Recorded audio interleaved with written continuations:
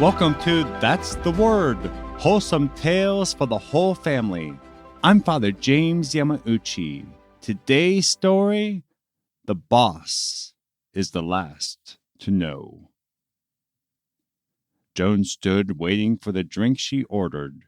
She was attending a party with some of the biggest names in her business, and Joan fit right in. A familiar laugh caught her attention.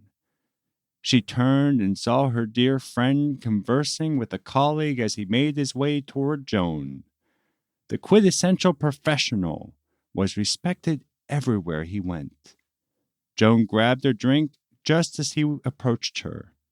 Neatly dressed in a coat and tie, he embraced Joan and asked, "How are things going for you?" "Actually," Joan sighed, "I am a bit frustrated right now with your company." Her friend's face changed from jovial to confused. Joan realized that her friend did not know what she was talking about, so she spelled it out. As a board member of Pepsi, Joan had advocated reaching out to her friend's company to forge a partnership on a business venture at an upcoming international event.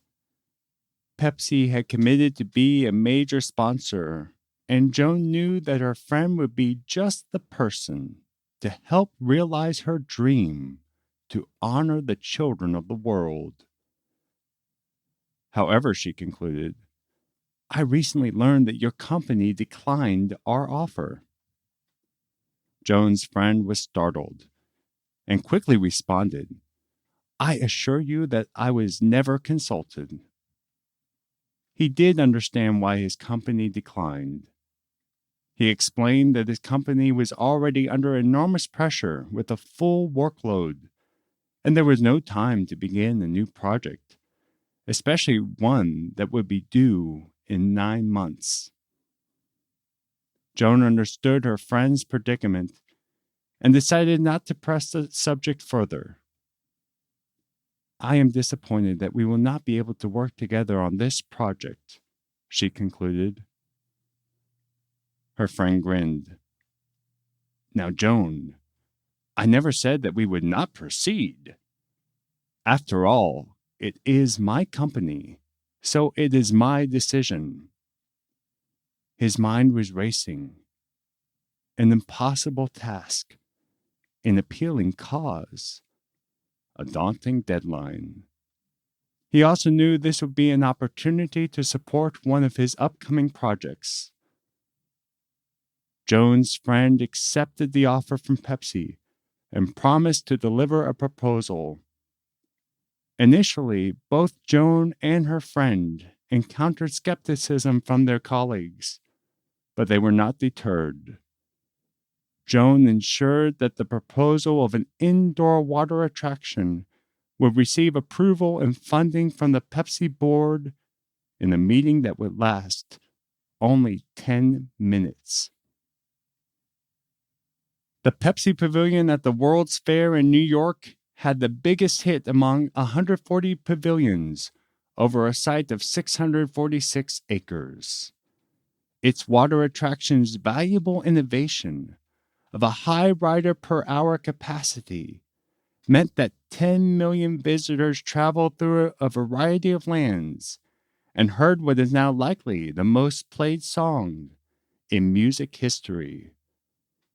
This was all made possible by a conversation at a Hollywood party in which actress Joan Crawford shared her dream to honor the children of the world, and her friend, Walt Disney, overcame all the odds and granted Pepsi's wish of sponsorship ambitions with a boat ride demonstrating that, after all, it's a small world.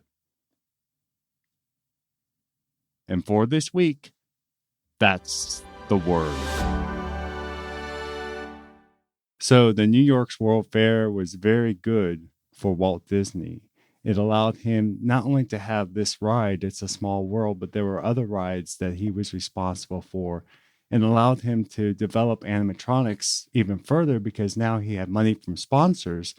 And as we alluded into the story, he was making preparations for a whole new theme park in Florida, which will be known as Walt Disney World. But very fascinating, It's a Small World. The original name for the ride was The Children of the World. And the idea was it would be a boat ride where there would be a song that would be made up of essentially all the different national anthems. But they realized that would not work. There wouldn't be harmony in that. So the decision was to enlist the Sherman Brothers, very famous for their work in the Walt Disney Studios, to come up with the song. And they came up with a song called It's a Small World. And Walt Disney loved that song so much that he changed the whole name of his ride so that we know it today and we know that song, It's a Small World. If you enjoy That's the Word, please share the word.